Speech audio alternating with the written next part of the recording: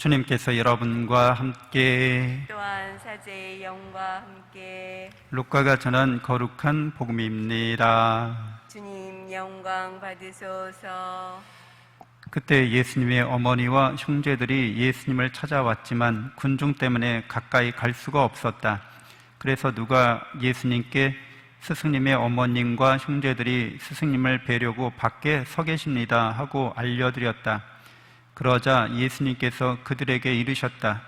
내 어머니와 내 형제들은 하느님의 말씀을 듣고 실행하는 이 사람들이다. 주님의 말씀입니다. 그리스도님 참미합니다. 참 예수님, 참 예수님. 하나님의 복덩이 고맙습니다. 고맙습니다.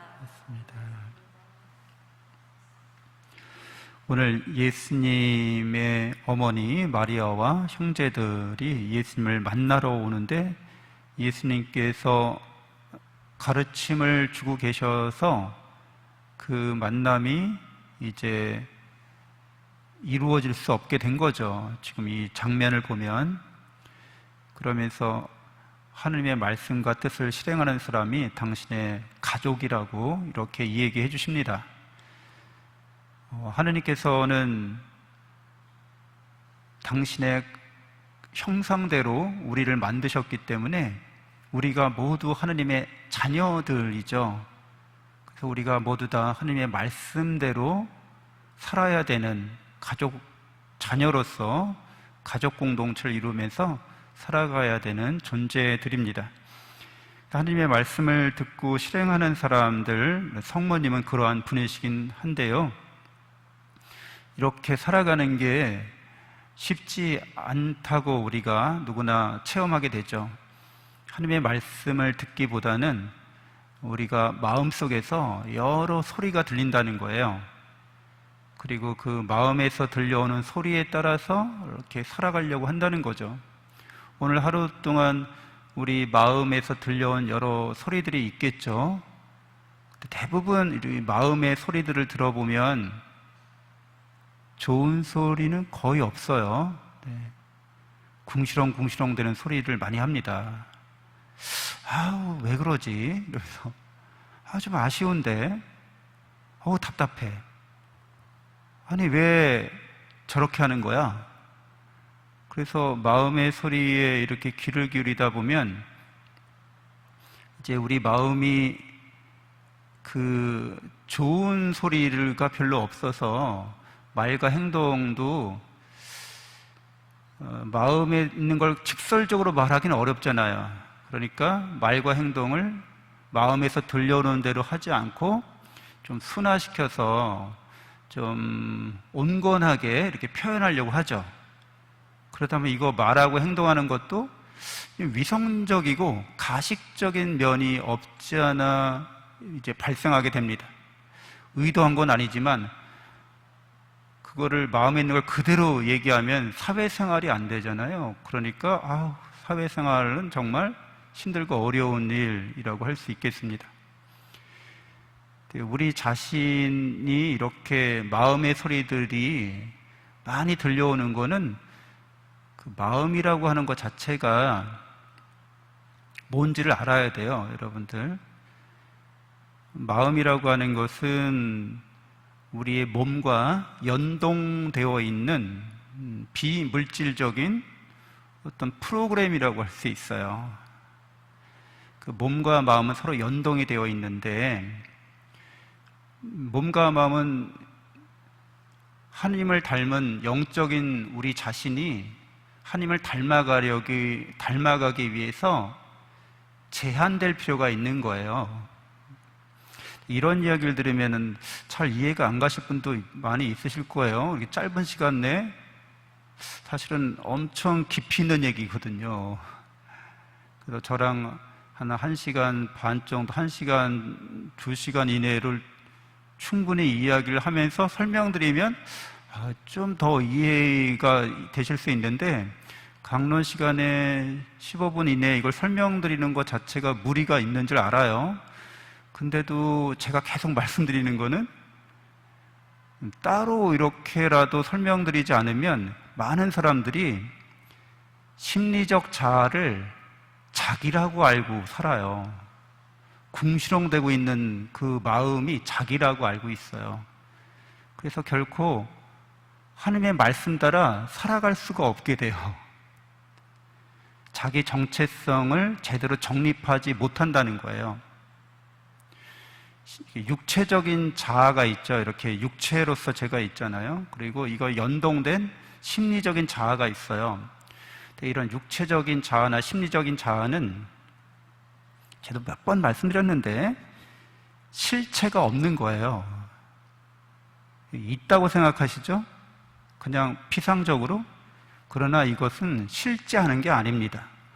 과학적으로도 그런 결론이 나 있어요. 현대 물리학자들은 실제하는 게 아니라고 이미 그렇게 말하고 있어요. 굉장히 철학적인 그런 결론이기도 한데, 근데 우리가 왜 이렇게 말씀드리냐 하면 그냥 그 실체라고 하는 것의 정의가 자립하고 있다는 거죠. 독립하고 있다는 거거든요. 자립적인 존재, 독립적인 존재라고 우리가 실체를 규명할 때 이렇게 말하고 있어요. 근데 우리의 몸은, 우리의 마음은 자립해 있지 않아요. 독립해 있지 않아요. 다른 거에 의지하고 다른 거에 의존해서 겨우 있는 거예요. 잠깐 있는 거예요. 전에는 없었고 앞으로도 없을 거예요. 지금 겨우 다른 거에 의지해서 그런 현상을 현상적으로 이렇게 우리가 그걸 경험하는 거죠. 현상을 경험하는 것일 뿐이에요. 그런데 그거를 실제한다고 생각하고 그걸 나라고 생각하면 그 안에서 일어나는 일들과 여러 어려움을 극복해내지 못하고 풀어내지 못합니다. 거기에 갇혀버리는 거죠. 예를 들자면 자기가 누군지 모르는 사람은 결코 자기답게 살 수 없다는 거죠. 자기가 하나님을 닮은 자이고 영적인 존재라는 걸 알 때만 이런 육체적인 제한된 또 마음의 이런 조건 지어진 이런 차원을 넘어설 수가 있거든요. 미운 오리 새끼, 거기서 정체성이 중요한 거잖아요. 미운 오리 새끼는 오리가 아니었어요. 뭐였죠? 백조였어요. 근데 자기가 미운 오리, 자기가 오리인 줄 알아. 그러니까 오리 중에서도 자기는 이상하게 생긴 오리였던 거예요. 미운 오리인 거죠. 근데 미운 오리가 아니라 백조였기 때문에 자기 정체성을 찾았을 때 백조처럼 우아하게 이렇게 이제 하늘을 날아갑니다. 이런 이야기도 굉장히 많죠. 거지 왕자 이야기. 거지 왕자는 자기가 거지 옷을 입고 왕국에서 쫓겨났지만 자기가 왕자라는 걸 알아요. 자기 정체성을. 그래서 거지답게 사는 게 아니라 늘 왕자답게 살려고 이렇게 하죠. 어떤 독수리가 어렸을 때 그 농부에 의해서 새끼 독수리가 농부에 의해서 닭장에서 키워졌어요. 닭들하고 함께 컸어요. 그래서 자기가 닭인 줄 알아. 근데 어느 날 갑자기 닭들이 하늘을 보더니 소스라치게 놀라서 다 도망가기 시작했어요. 숨기 시작했어요. 그래서 그 독수리가 닭장 안에서 있으면서 선배 닭들한테 뭔 일이에요? 왜 그래요? 그랬더니 저기 하늘을 봐봐. 하늘의 왕자인 독수리가 떠 있잖아. 사실은 자기인데. 그래서 자기 자신에 대해서 자기가 잘 모르면 하나님의 말씀을 들을 수도 없고 듣는다고 해도 아니 나는 안 돼. 그렇게 살 수 없어 하고 자포자기 해버리죠. 우리가 이렇게 몸과 마음을 잊고 있다는 게 나쁜 일은 아니에요. 사실은 좋은 일이에요. 왜냐하면 우리가 제한되어 있고 이렇게 조건 지어져 있는 게 우리로 하여금 이제 성장의 계기가 되기 때문에 그래요. 이게 성숙하기 위한 이게 조건이에요. 상황이 환경이에요. 이런 조건과 상황과 환경이 고정불변의 실제로서 영원히 계속되는 게 아니에요. 우리에게 필요한, 우리에게 요청되는 성장을 위해서, 성숙을 위해서 우리한테 펼쳐져 있는 거거든요. 이렇게 세상의 관점을 바꾸고 여기에서 내가 어떻게 하나님의 말씀에 따라서 살아갈지를 이제 귀 기울이려면 자기 몸과 마음을 넘어서는 자기 체험이 있어야 되는 거죠. 우리는 그것을 이제 신앙 체험이라고도 하고 은총 체험이라고도 하고 또 이제 뭐 관상 체험, 이렇게 기도 체험을 통해서 이렇게 얘기하죠. 그것은 뭐냐면 자기 존재를 자기가 넘어선 거예요. 그러니까 자기 육체적인, 심리적인 자기를 넘어서는 경험을 할 필요가 있다는 거죠. 그래야 이제 내 몸과 마음에서 일어나는 문제들에 대해서 하느님의 말씀으로 이제 어떻게 해야 될지가 이제 이렇게 빛이 비춰지기 시작합니다. 이제 눈을 뜨고 보기 시작하는 거죠. 이런 일들이 일어나기 전까지는 심리적 자아 안에 사로잡혀서 궁시렁대고 있는 이 심리적 자를 만족시키려고 엄청 노력하죠. 결코 인생을 살면서 심리적 자가 만족하는 시간은 아마 채 1분도 안 될걸요. 그게 뭐냐면 지금 시간이 멈춰졌으면 좋겠어 라고 말하는 순간이 있어요. 찰나가. 그리고 지금 죽어도 좋아 라고 말하는 그런 순간이 있어요. 그게 뭐냐면 마음이 궁시렁대는 걸 멈춘 거예요. 그건 뭐냐면 내가 좋아하는, 내 마음이 원하는 날씨, 어떤 뷰, 경관, 내가 들리는 가장 좋은 소리, 내 코가 가장 좋아하는 그런 향, 내 미각이 가장 좋아하는 맛, 내 촉감, 모든 오감 감각들이 우연히도 딱 맞아 떨어졌어. 뭐 굳이 5가지가 다 맞아 떨어지면 좋겠지만 하여튼 몇 가지로 딱 맞아 떨어져서 마음이 궁시렁대기를 멈췄어. 그때가 정말 자기 자신입니다. 본래는 그게 여러분 본래의 모습이라는 거예요. 근데 마음이라는 거를 여러분이 갖고 있으니까 그 마음이라는 건 아까 얘기한 것처럼 실체가 없는 거예요. 실제하지 않는 거라는 거예요. 그러니까 이 마음은 뭐가 기본 베이스냐 하면 불안하다 이거야. 부족하다 이거예요. 그러니까 그런 마음을 자기라고 알고 있는 사람은 기본 베이스가 인생을 불안하다, 부족하다 여기에 맞춰서 삽니다. 그것을 충족시키는 것은, 충족시키기 위한 투쟁은 일생을 통해 계속되지만 그게 딱 맞아 떨어지는 그런 시간을 총합해보면 1분도 안 될 수도 있습니다. 60년, 80년, 100년을 사는데 1분도 만족하는 순간이 없을 수 있다는 거예요.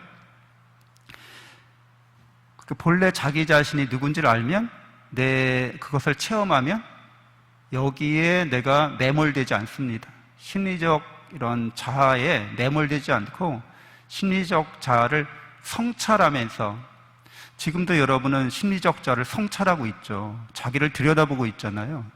그 들여다보고 있는 그 자아가 바로 만족하고 있는 자아죠. 하나님을 닮은 자아입니다. 영원한 사랑을 받고 있는 자아예요. 그러니까 이것을 경험하고 체험하고 깨닫지 못하면 진정한 나는 모르고 있다라고 말할 수 있죠. 그래서 자기 마음이 원하는 취향이 있어요. 그래서 그 취향이 절대적인 취향도 아닙니다, 사실은. 근데 그런 거를 추구한다는 거죠. 그리고 겨우 잠깐 잠잠해진다는 거예요. 그러나 하느님의 말씀을 깨닫는 사람들, 하느님의 부르심을 듣는 사람들은 그분의 사랑을 체험하는 거죠. 그리고 자기 존재 이유를 아는 겁니다. 왜 우리가 이렇게 살고 있는지를 아는 거예요. 통째로 세상을 이해하는 겁니다. 그래서 사랑의 길로 가는데, 사랑의 길로 간다는 거는 하나님을 닮아간다는 거잖아요. 자기 성장을 이루어 간다는 거잖아요. 자기만 그런 게 아니라 하나님께서 짝지어주시고 하나님께서 맺어주신 모든 인간관계 안에서 함께 동반성장, 동반성숙을 항상 모색한다는 거죠. 다 자기 자신이 누군지 알고 하나님의 사랑 안에서, 영원한 사랑 안에서 서로가 서로를 선하게 대해주고 함께 성장하도록 끊임없이 도움의 손길을 주고받는 거죠. 하나님께서 보시기에 이게 좋은 모습이에요. 이게 천국의 모습입니다. 우리는 천국의 자녀들로 부르심 받았고 천국에서 살도록 하나님께서 늘 우리를 이끌어 주시고 도와주고 계신 거죠. 그러니까 자기가 하나님의 사랑 안에서, 은총 안에서 존재하고 있고 하나님을 닮은 자이고 함께 하나님을 닮아가야 한다는 것들이 우리가 그것을 실천할 수 있는 힘을 우리에게 줍니다. 잠시 눈을 감고 묵상하겠습니다.